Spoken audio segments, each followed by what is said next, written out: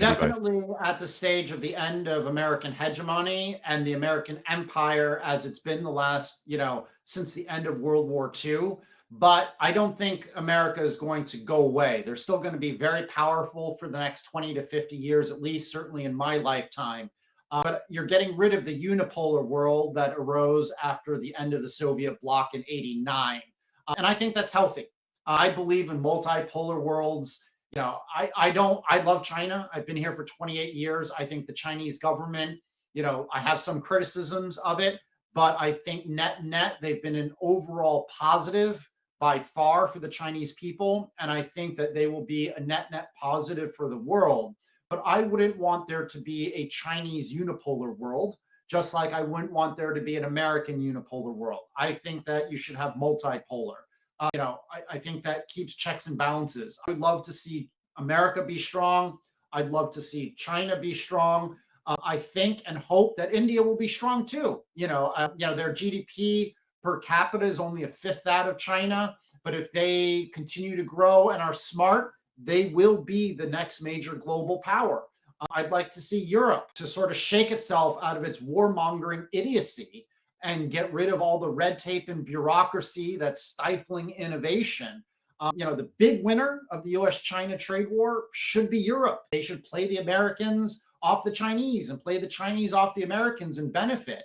But, Ursula von der Leyen, Merz, Macron, they're basically shooting Europe in the foot by not taking a pragmatic approach to policymaking and the economy. You have too long holidays in Europe, short work days. It's impossible to fire people. And then crazily to me is Europe is basically vassalized itself to the United States. You hear that Merz and Macron are refusing to meet with Latin American and Caribbean leaders because they're scared of upsetting Trump. I mean, that's ridiculous. They need to get some mettle. You got to remember, in 2008, 2009, Europe's economy was larger than America's. Now it's 40% that of America's. So clearly what the Europeans are doing is wrong.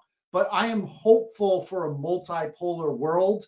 The big risk, Anthony, is that America doesn't graciously cede its positioning and power.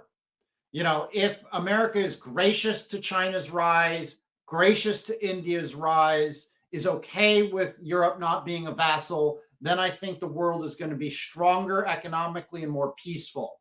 If, unfortunately, the United States decides to lash out and try to enforce the US world order, then war could start.